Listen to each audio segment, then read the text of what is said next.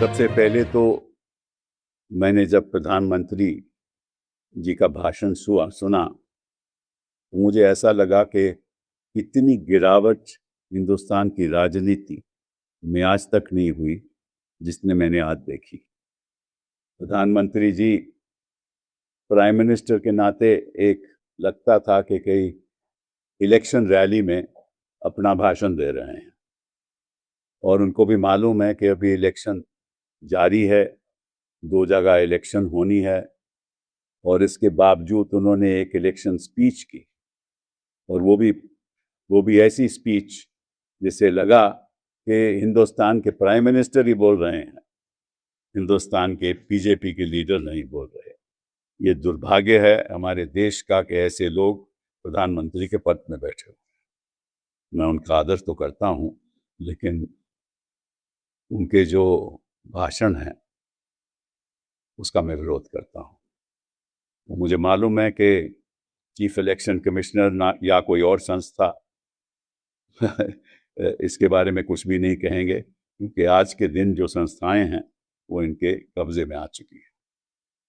अब इन्होंने ऐसी ऐसी ऐतिहासिक बात कही जिससे मुझे दुख लगा कि मुझे तो मालूम है कि थोड़ा बहुत इतिहास में जानता हूं, शायद प्रधानमंत्री जी ज्यादा जानते हों, लेकिन उनको याद करा दूं। प्रधानमंत्री जी, आपको याद होगा कि 1996 में पहली बार विमेन्स रिजर्वेशन बिल आया और उसमें 33%। प्रधानमंत्री जी ने 40 साल पहले की बात की, लेकिन उन्होंने ये नहीं मालूम कि पहली बार जो बिल पेश हुआ था 1996 में हुआ था, तो उनको तो इतना इतिहास भी नहीं मालूम। उस समय किसने विरोध किया था प्रधानमंत्री जी, आप बताइए मुझे, थोड़ा कुछ याद है आपको? उसमें आप लोगों ने विरोध किया था, और क्यों किया था ये भी याद है आपको? इसलिए किया था कि उस बिल में आपने कहा था कि यह कोटा ओबीसी का शामिल नहीं है। तो पहला सवाल आपसे पूछना चाहता हूं, ये जो आप संशोधन लाए थे उसके बारे में अभी बात करूंगा, इसमें क्या ओबीसी का कोटा आपने दिया था? इसमें क्या ओबीसी का कोटा है? उस समय आप विरोध नहीं करते तो बिल तभी पास हो सकता। दूसरी बात, आपको मालूम था कि इस लोकसभा में आपके कितने लोग हैं बीजेपी के? 240, और सहयोगी दल से मिलाकर 293। तो आपको मालूम था कि बिल लाओगे वो तो पास होगा नहीं, तो आपकी मंशा क्या थी? आपकी मंशा पास करवाने में नहीं थी, कभी भी रही, इतिहास में कभी भी नहीं रही। आपकी मंशा थी ऐसे भाषण से लोगों को ऐसे रास्ते पे चलने की जिससे लोग आपकी असत्य बातों पर विश्वास करने लगे। ये असलियत है। तो पहली बात, 1996 में पहली बार बिल पेश हुआ और भाजपा ने अपोज किया, भाजपा ने उसको विरोध किया और इसलिए वो पास नहीं हो पाया। दूसरी बात, 298 2004 में फिर बिल पेश हुआ, उस समय आप सत्ता में थे, और फिर जो हमने कहा, मुझे खुद याद है क्योंकि मैं खुद पार्लियामेंट में था 2004 के बाद, मुझे याद है 1998 में भी मैं पार्लियामेंट में था, राज्यसभा में। तो मुझे याद है हमने उठकर कहा कि आप क्यों इन सहयोगी इन छोटी पार्टियों से डरते हो, हम आपके साथ हैं। भाजपा और हमारी पूर्ण बहुमत थी, बिल पास हो सकता था, इन्होंने पास नहीं किया।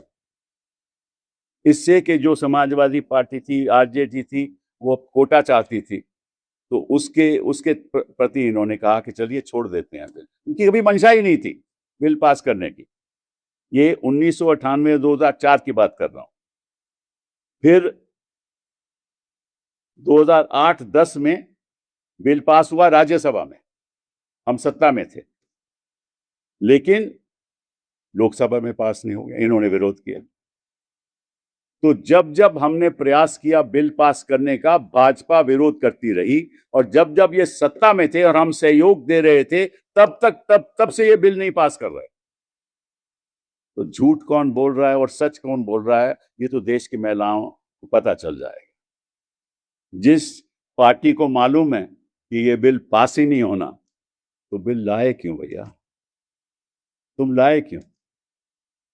और दूसरी बात मैं उनसे पूछना चाहता हूं कि 2023 के संशोधन में, संविधान के संशोधन में सर्वसहमति के पास हुआ बिल, और उस सर्वसहमति के पास होने के पश्चात आपने देश को वादा किया कि 2026 के बाद जनगणना होगी, जनगणना के बाद डिलिमिटेशन होगी, और डिलिमिटेशन के बाद विमेन रिजर्वेशन होगा।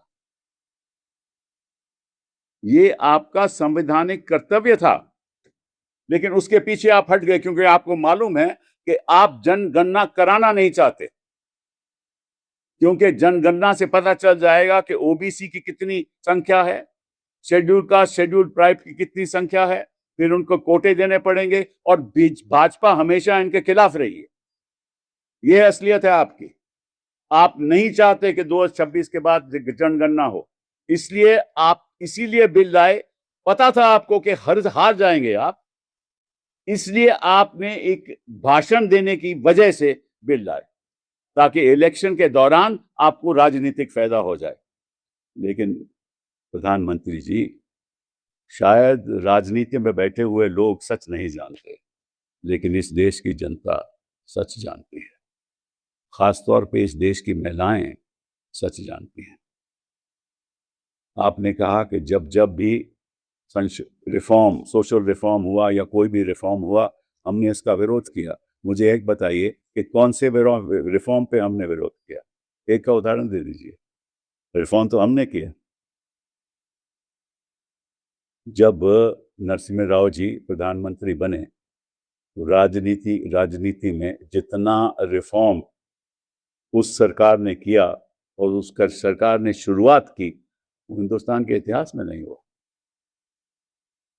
हर सेक्टर हमने खोल दिया, प्राइवेट हो, टेलीकॉम हो, माइनिंग हो, हर सेक्टर। आज के दिन जो मोबाइल की वजह से हम एक दूसरे से हजारों काम कर सकते हैं, उसकी शुरुआत क्या भाजपा ने की थी? प्रधानमंत्री जी, जरा बता दीजिए देश की जनता को, काहे को ऐसी बातें करते हैं? अब अगर भाजपा की हैसियत से बोलते तो मैं कह भी देता कि आप झूठ बोल रहे हैं, लेकिन आप मेरी प्रधानमंत्री हो, मैं ये कह भी नहीं सकता कि आप झूठ बोल रहे हैं। अच्छा भी नहीं लगता। और कौन सा रिफॉर्म आपने किया? 2004 के बाद सारे रिफॉर्म हम लाए। एजुकेशन सेक्टर में आपने विरोध किया, शिक्षा के क्षेत्र में आपने विरोध किया। आपने नहीं चाहा कि रिजर्वेशन हो। जो इंश्योरेंस बिल था बाहर के इन्वेस्टमेंट का, वो आपने विरोध किया। हमेशा जब आप विपक्ष में बैठे, आपने कभी साथ नहीं दिया, और जब जब आपने कोई भी रिफॉर्म मूवमेंट लाई, हमने साथ दिया आपका। और मैं आपसे पूछना चाहता हूं दो चार और बातें। प्रधानमंत्री जी, आप महिलाओं की बात करते हो, सेंगर का साथ किसने दिया? मणिपुर में जो अत्याचार महिलाओं का हो रहा था, आप मौन क्यों थे? और आप मालूम क्यों बोले पहली बार? क्योंकि चीफ जस्टिस ऑफ इंडिया ने उस समय एक वक्तव्य किया कि इनके बारे में कौन क्यों नहीं बोलता। फिर तुरंत आपने 2 लाइन का प्रेस कॉन्फ्रेंस करके आप हाउस में चले गए, और आप कहते हो कि आप महिलाओं के पक्ष में हो। कठुआ में क्या हुआ? आपकी पार्टी ने क्या किया कठुआ में? और जो आरोप लगते रहे हैं आपके मंत्रियों के खिलाफ और आपके सहयोगी और आपके बीजेपी के नेताओं के खिलाफ महिलाओं के प्रति, आप कभी बोले? आप कभी बोले?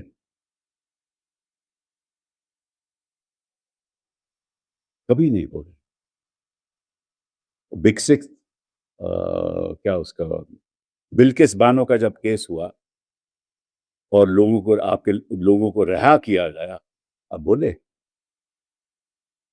और फिर आप कहते हो कि आप महिलाओं का आदर करते हो। आपने कितनी महिलाओं को टिकट दी ये बता दीजिए। 12-13% कितनी महिलाओं को आप टिकट देते हैं? और फिर आप हम पे आरोप लगाते हैं। बना दीजिए ना, पद छोड़ दीजिए, बना दीजिए महिला प्रधानमंत्री, तुम्हें अच्छा लगेगा, बना दीजिए, महिला अध्यक्ष बना दीजिए अपनी पार्टी में, हमें अच्छा लगेगा, हमें लगेगा ना कि वाकई में।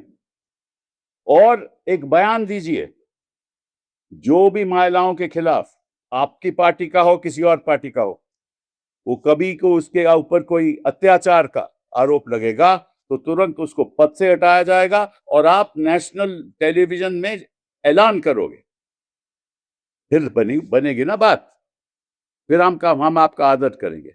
आपने इतिहास ही बदल दिया।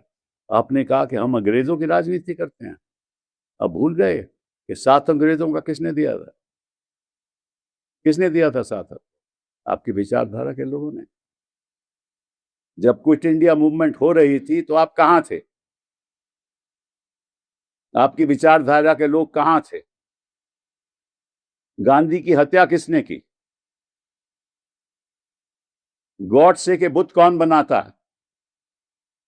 और जो मैं पार्लियामेंट में बोलता हूं कि उठ के खड़े होकर कहो कि गॉडसे टेररिस्ट था, तो आप लोगों की हिम्मत नहीं है कहने की वो टेररिस्ट था, और आप टेररिज्म की बात करते हो। सैक्रिफाइस किसने किया? इंदिरा गांधी ने किया, पेरेंट्स से लड़ते लड़ते। राजीव गांधी से शहीद हो गए, I am sorry, Rajiv Gandhi शहीद हो गए। इज दिस आप टेररिज्म से लड़ सकते हो? आपकी तो हिम्मत नहीं है। ट्रंप आकर कहता है कि समझौता हमने करा, सीजफायर हमने करा, तो आप चुप हो। वहां अत्याचार हो रहा है गाजा में, तो आप चुप हो। 2 स्टेट थियरी जो इतिहास में हम स्वीकार करते हैं, उस पे आप चुप हो। जो 72,000 लोग मारे गए, उस पे आप चुप हो।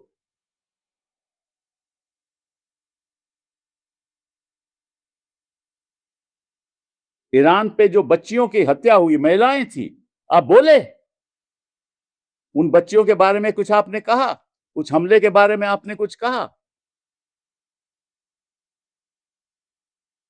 इतिहास को तोड़ मड़ोड़ के सच के आधार पर देश को गुमराह करना प्रधानमंत्री जी का काम नहीं है।